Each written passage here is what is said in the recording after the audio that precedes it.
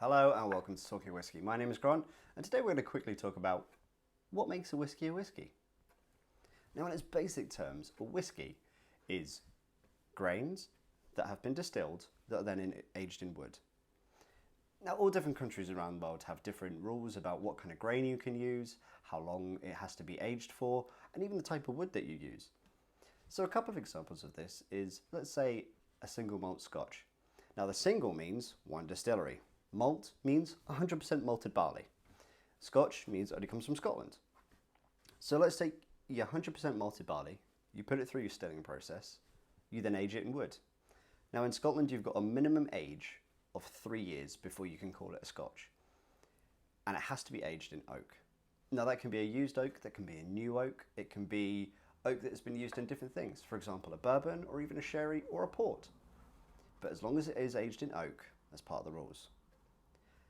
Let's quickly talk about an age on a Scotch whisky.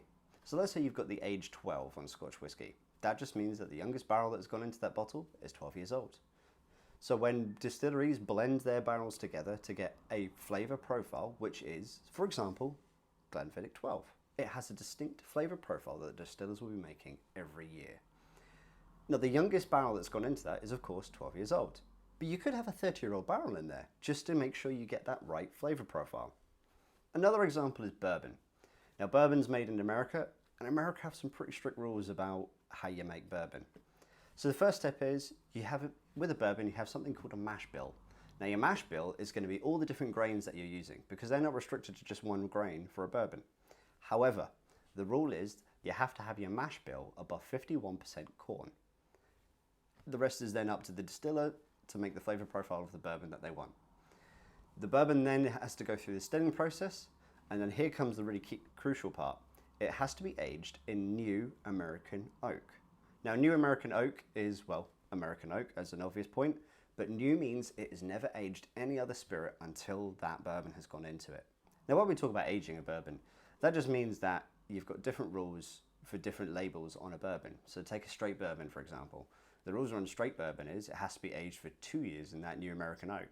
Well, it's just different rules that they have, and for different labels in America you have to have slightly different ages that you can put it in. America also have rules about how high you can have it coming off the still. Now when I say how high, I mean what proof or what ABV you have it coming off the still. Now above a certain point they're not allowed to put it in a barrel to age it anymore, but it always comes out pretty good by my standards. So that's just a quick roundup about what makes whiskey a whiskey with a couple of examples. I could do a more in-depth video later if you want, and I'll go through it more. Thank you. Cheers.